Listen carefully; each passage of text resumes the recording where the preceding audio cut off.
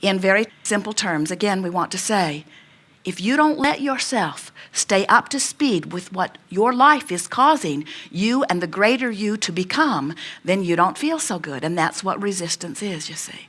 So the more you live life, the more contrast helps you to know what you don't want, which causes you to know what you do want. And each of those rockets, we like to say, becomes a part of this vibrational escrow that the source energy part of you is not only tending to, but has become. So then it follows that the art of allowing must be something about listening for that call of source and going in the direction of that call of source. We want to help you to realize that when you get into the flow of that energy cycle that is you, you feel such exhilaration. And when you try to hold yourself apart from the flow, you don't feel so good. Imagine taking your canoe down to the river's edge and you get your boat in the water, and then if you are like most humans, you deliberately point it upstream and begin paddling really, really hard. And we say to you, you might want to turn that boat around and go with the flow. And humans say, after considering it for a second, oh, Abraham, that just seems lazy. And we say, but how long can you keep that up? And they say, I don't know, but I'm going to spend this lifetime figuring that out. And then they go on to explain, you see, that's just what we do here. All of the trophies are given to those who paddle hard against the current. And we say, and we so want you to hear this, nothing that you want is upstream. Everything's downstream because your life caused you to ask for it, and source became it and is calling you toward it. And when you go in the direction of that call, you're going with the current. And when you're not, you're not.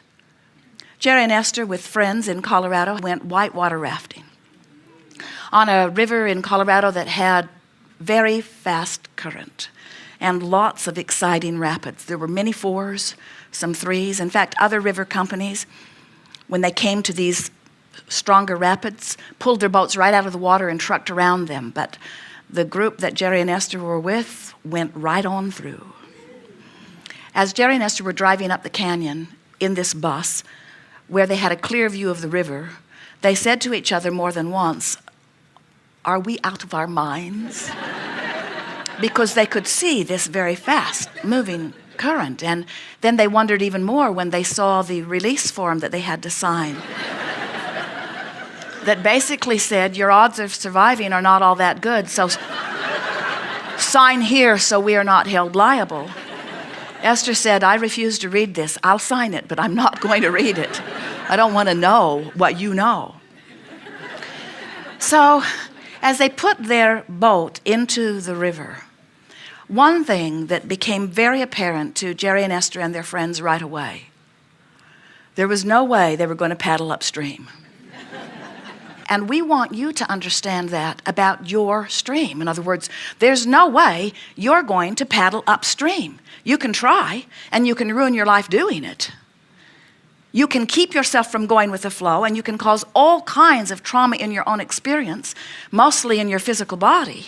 But there's no way that you're going to make any headway against this current. And you say to us, that's so strange, Abraham, because all of the trophies and monuments are promised to those who paddle hard against the current.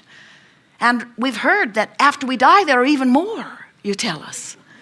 And we say, if you will allow yourself, you don't even have to turn and go with the flow. You just have to stop paddling. The current will turn you. One of the things that was most evident to Jerry and Esther as they watched this stream, there were some very large boulders, big rocks that were not going with the flow. They were rooted to the floor of the stream. And as the water approached those boulders, it went high in the air, it went around, but it caused great trauma. If those boulders had been moving with the current, it would have not been the harsh experience when they came to the boulder.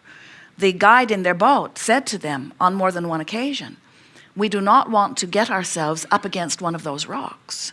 Because if you get up against one of those rocks with this fast-moving current, all kinds of things that you do not want to happen.